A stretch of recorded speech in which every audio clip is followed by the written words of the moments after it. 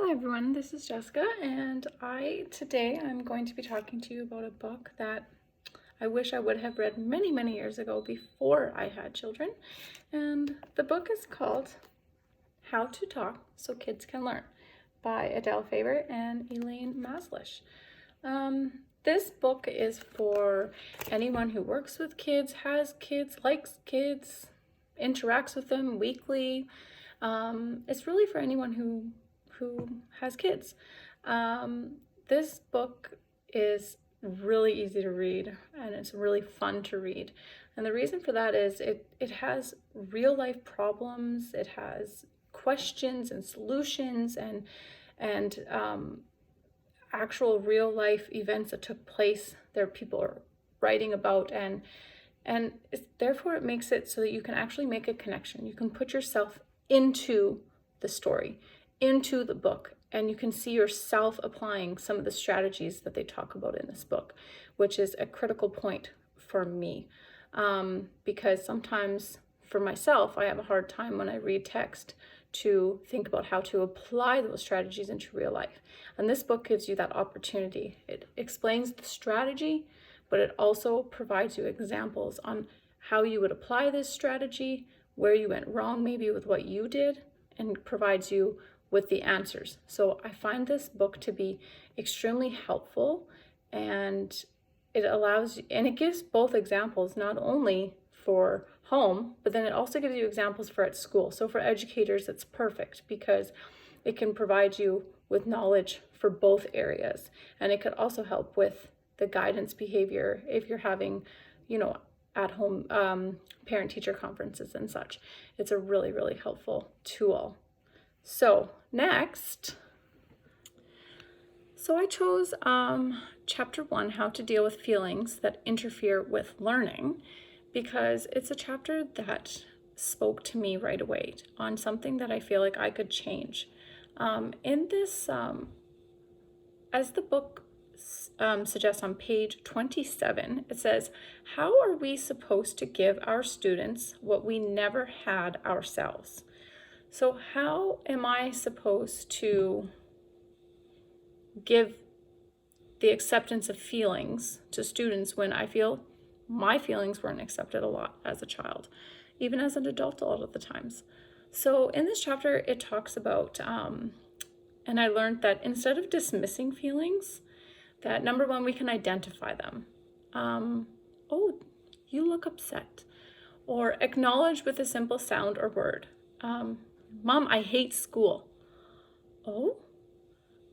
Provide a fantasy. Oh, don't you wish you were on a beach sometimes? Or accept the feeling even while stopping mistaken behavior. So I can see you're really upset, but next time we don't use our fists, we use our words.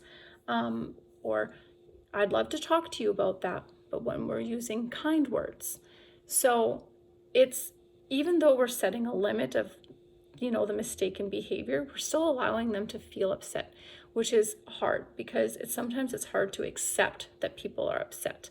Another main point of this book that I found was very, very interesting was the word why. And this was interesting because I never thought of it like this, but the word why requires children to justify their feelings and come up with a logical, acceptable reason for having them. It's on page 52. This was big for me because sometimes we're asking kids, why are you crying? And to them, they don't have the ability to say, well, Johnny hurt my feelings on the playground and it really hurt me. They don't have the ability to say that. So sometimes just to say, oh, you look really sad right now, that might open them up to be able to tell you what's wrong. But to them, asking them why, they may not have that logical explanation right off the hop. And the last quote that I've thought was really big for me on this book and about accepting feelings is, when kids feel right, they'll behave right. How do we help them feel right? By accepting their feelings. And that was really big for me because I feel like just everybody wants their feelings accepted and acknowledged, and that allows you to open up and to be able to guide yourself to where you need to go. Next, I chose chapter 5, Praise That Doesn't Demean and Criticism That Doesn't Wound. I chose this chapter because in the cartoons I could see myself with my children, and it made me really think about how my words were affecting how they felt about themselves. So this chapter it allows me to grow as a mother, as an individual, as an educator, and it's something that I can do that will allow children to just feel awesome about themselves.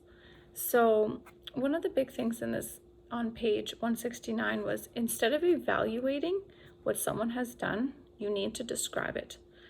I ran into this in my practicum location, where a little one showed me something that they colored, and they brought it up to me, and I said, wow, you used so many colors. You tried so hard to color that envelope. I would be so excited to get an envelope like that. And I have never seen a little kid's face beam because I described what he did. And he was so proud of himself. Not because I was proud of him, but because he was proud of himself. And after describing it, so first, after the adult describes what the child has done, the child praises himself, which is what you really want.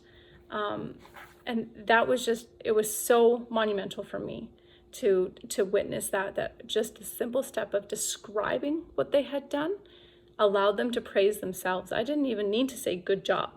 I just described what they did and praised himself. So that was amazing. I loved that. Another part of this book was something that I struggle with my own children, and that I learned is, instead of focusing on what's wrong, start by acknowledging what a child has accomplished. Then point out what still needs to be done. It's on page 176. This happens almost every morning in my household, and it's one of the cartoons in the book is just pointing out what my children haven't done to get ready for school in the morning. Doesn't encourage them to go do those things. However, if I point out all of the things that they have done and that they've gotten dressed, their teeth are brushed, they cleaned up their breakfast, their bed is made, now all you have to do is brush your hair and get your boots on and we're ready to go. That is so much more helpful. So even though I'm still directing them to what they need to do, I'm doing it in a way that guides them to do that, rather than putting them down and making them feel bad about themselves. So this was a really big chapter for me, and one that I think is just a small change in how we can word how we talk to children that can make them really feel good about themselves. In conclusion to this book, I would like to suggest that this book, instead of being titled How to Talk So Kids Can Learn, I would like to call this book How to Talk So People Can Learn, because I feel the strategies in this book apply to everybody. They apply to every age group, and you can see it. You could practice these strategies in every area of your life, whether it be at the grocery store, at work, with children, with family members. Like in chapter 1 about feeling, everybody wants their feelings acknowledged, not just children. And people are more open to share when you accept that they're upset or sad or lonely, rather than dismissing their feelings. So I feel that this book could be for anybody. It doesn't just have to be for children. As like with praise, even as an adult, we like to be praised. We like to have the things that we have done. We like somebody to acknowledge what we have done. So I find that I would disagree that it should be that kids can learn. I think it should be so people can learn. Along with this book, if I had to make any suggestions of books that would go along with this book, I would suggest Kids These Days by Jodi Carrington. And I would also suggest The Whole Brain Child by Daniel Siegel and Tina Bryson. These books complement how to talk so kids can learn. And they also provide many strategies that I feel can work to guide children's behavior and really to guide anybody's behavior. So, thank you.